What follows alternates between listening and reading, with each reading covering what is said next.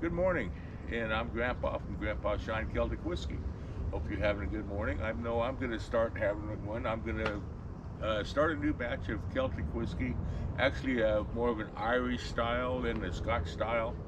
So, Celtic, Irish, Scotch, yeah, it's all good. And so, we're going to be going into my little man cave here, and I'll show you what it takes to make a little Celtic whiskey.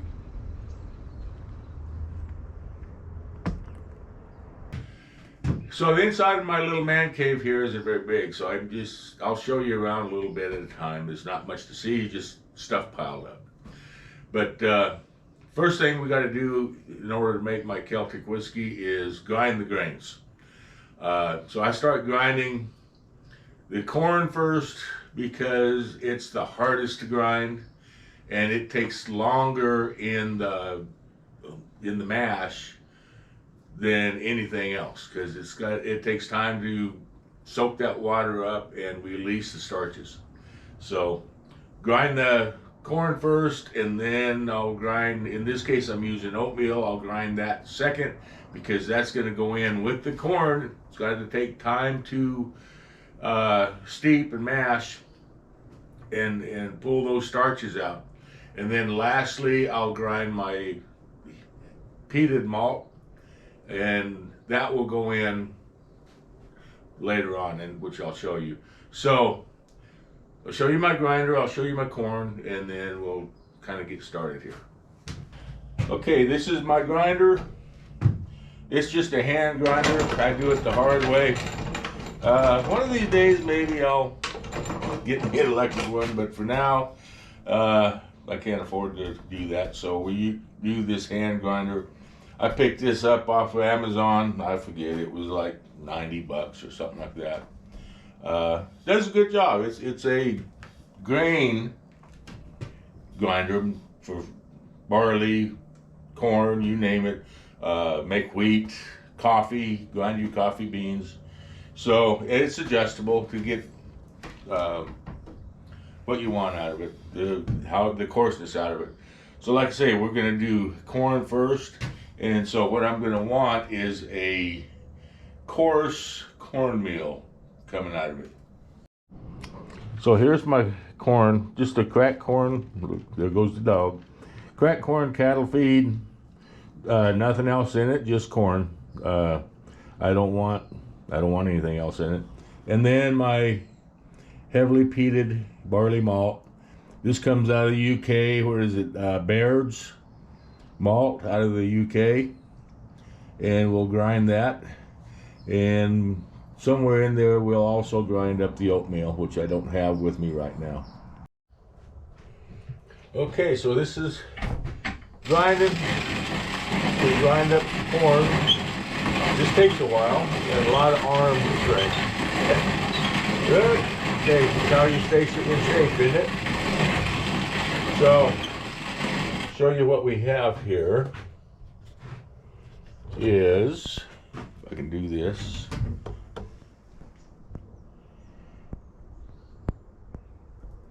there is our corn in the hopper. It's just cracked corn, and then coming out is kind of a coarse cornmeal, and this is what we're going to be using. I don't know if you can see the numbers on the scale there. Usually they don't show up good, but anyhow, it reads 5 pounds, 1.7 ounces, and this is a little 3-gallon bucket that I put it in. So 5 pounds of corn I think we'll do, and then we'll do 5 pounds of oatmeal, and then probably 5 or 6 pounds of malt, barley malt, and then top it off with what sugar we need to bring our starting gravity up to where we want it. So here's the corn. Okay, I have my mash tun full of water. Well, not full, about half full of water. We got to make room for the grains. So got it started to heat up. That's a almost 10-gallon kettle, 9 gallons, 3 quarts or something like that. So I put probably 6 gallons of water in it. We got to have room for all the grains, and we'll let it heat up. While it's heating up, I'll get the oatmeal ground up and ready to go in with the corn. So, getting her set. Okay, here is the oatmeal and the corn all ground up. See, it's just I just ground the oatmeal into a coarse flour, and I don't know if you can read that thing now. It says 11 pounds 12 ounces. I could not zero out with the corn in there, so I have to take the bucket weight, which is 1 pound 10 ounces. So with that gives me 10 pounds 2 ounces of material in here, and that's just what I was wanting. And then my mash tun is heating up. When it gets to a boil, we'll add this, and then we'll start grinding on the barley. All right, mash tun's heating up. A little, I don't know if you can see a little bit of steam. It's getting warm. Once it comes to a boil, we'll add the corn and the oats to it. The reason I do it that way, it's a lot easier to keep it hot than it is to get it hot. I've learned the hard way. You scorch this stuff and you got to throw it out and start over again. It just, you can't get rid of that scorched flavor. I don't care how many times you distill it. So yeah, we're waiting for it to heat up and we'll start cooking. Okay, we've got it boiled. I've got my screen in there to hold all this stuff together, and we'll go ahead and add the oatmeal and the corn and let it start steeping in. Yeah. All right, here we go. We gotta dough it in. Whoa, fogging up here.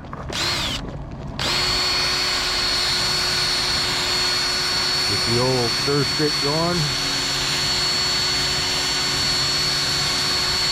Get these dough balls broken up.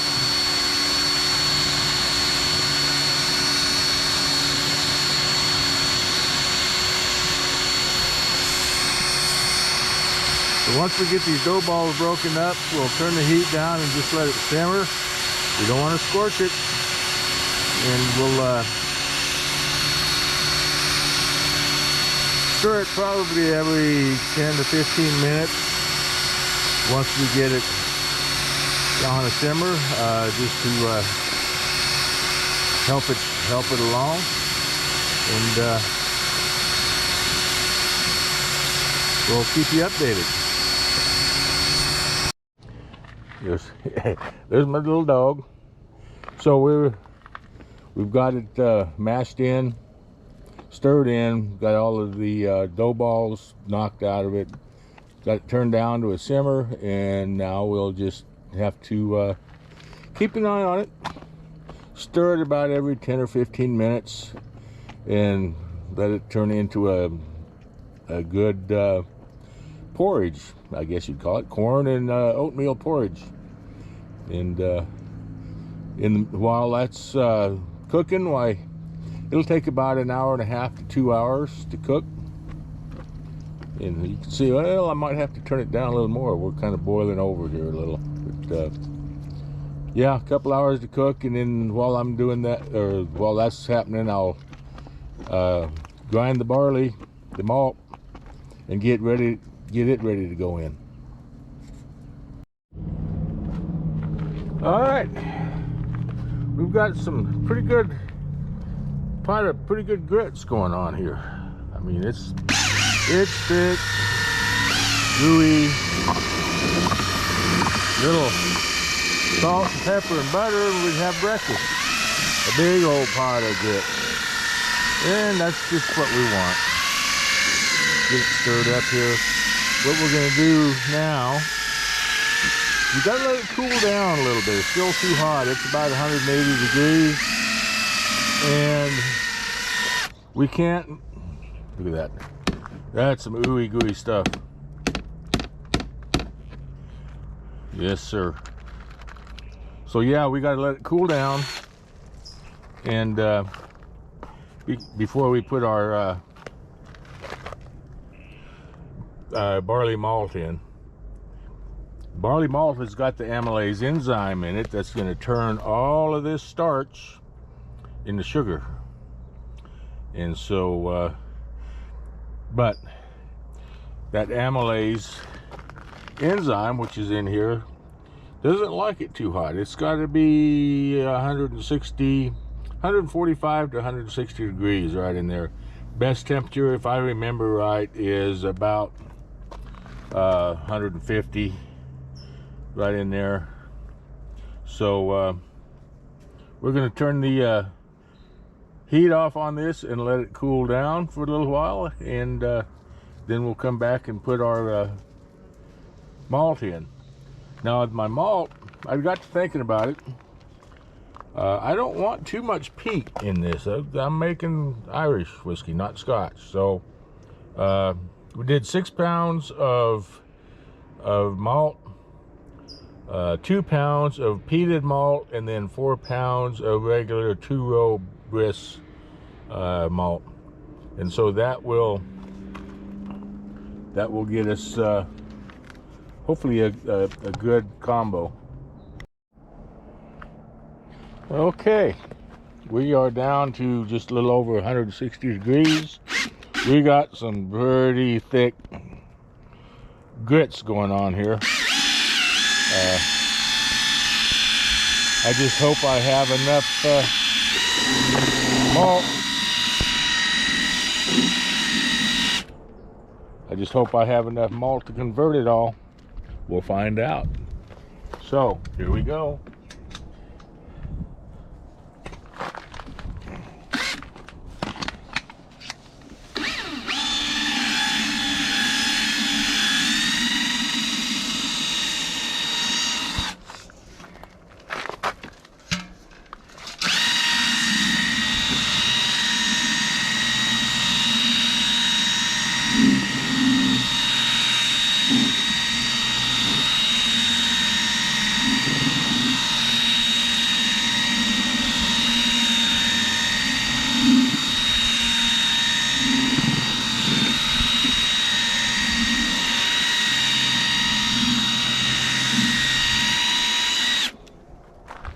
This is going to take a while, so we're going to stop, and I'll show you in a little bit. Okay, so managed to get it all in there. Had to add a little water to it to get it kind of mixed in, and that brought the temperature down to about where I want it. I just checked it, and we're at 150 degrees, which is perfect. And as you can see, it's starting to get thinner as the enzymes break down the starch, convert it to sugar. It gets thin. It'll thin out. All those long chain molecules are being cut and snipped and cut and snipped and turning into short chain sugars. And that's what we want. That's what the yeast loves, is those little short chain sugars. This is going to take a little time too for the enzyme to really kick in and convert this. So we'll get it stirred in here real good, and we'll let it set for a while, and we'll go from there. But you can see how much thinner it is now, just getting it mixed in, how much it's converted those heavy starches into sugar. And like I say, that's what we want. So there we have it. We'll let her set, let those enzymes do its job. Let's see what we got here. We had some good grits. Getting sweet now. Already. It's like you put honey in your grits. So we'll cover it up and let it steep for a little bit. All right, so she's steeped there for about an hour, and you can see the difference now. I mean, see, I'm down at the bottom and it's turning right up. We've got it pretty well converted to sugar now. I'll get my refractometer out here in a little bit and see where we're at, although it doesn't matter. We got to get it out of the mash tun and into a fermenter, and we'll sparge this a little bit and get it into a fermenter and see where we're at, and then we'll add some sugar to bring us up to about 1.085, or right in there is where I like to go. I like to stay below 1.090, just because that's starting to get up there where it'll stress the yeast a little bit.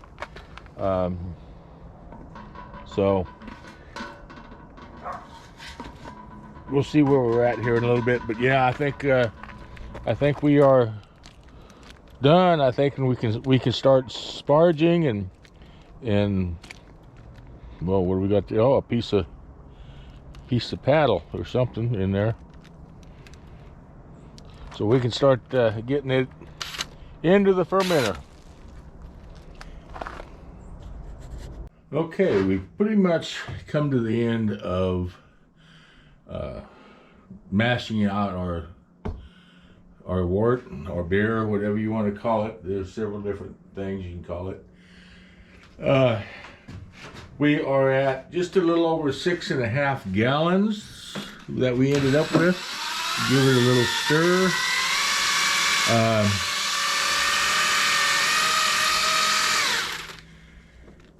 Our gravity coming off of the mash tun was about 1.065, which is not bad at all, really. So I added 2 pounds of cane sugar to it, and that brought us up to about 1.092. And then I drained our mash tun one more time and put that in. That brought us down to 1.090 for our beginning gravity, which it might go down just a hair, because I think I'll get, another quart maybe out of the mash tun as it drains through the screen, which I'll put in here. But that's all close enough. I'd like to hit 7 gallons, and I think I'll be darn close by the time I finished draining out the mash tun. So the final step in step 1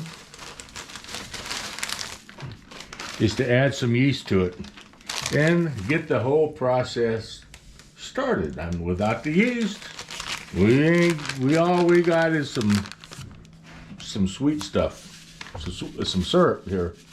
So we're gonna, whoa, watch the camera. So we're gonna sprinkle in a little daddy on it. We call it daddy. It's let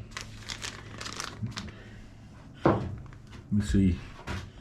I can't see the camera.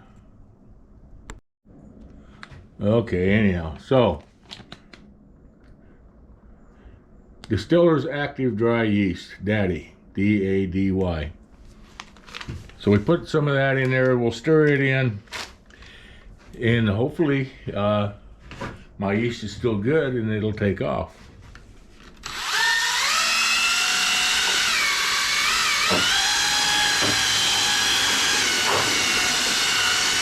We want to get lots of oxygen in it anyhow. That yeast needs oxygen to reproduce, and so we want plenty of oxygen in there to start. After it's reproduced and going to work, then it doesn't matter if it has any oxygen in it or not. Yeast doesn't need it, only needs it to reproduce. It doesn't need it to chomp away at this sugar. So, like I say, we are now at the end of step 1 in making Grandpa's Shine Celtic whiskey. So all we got left, put the lid on it,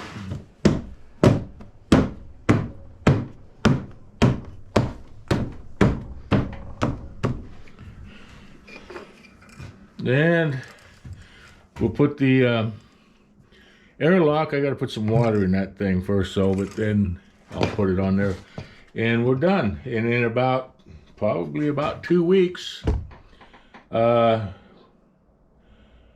be ready for distilling. I'm hoping.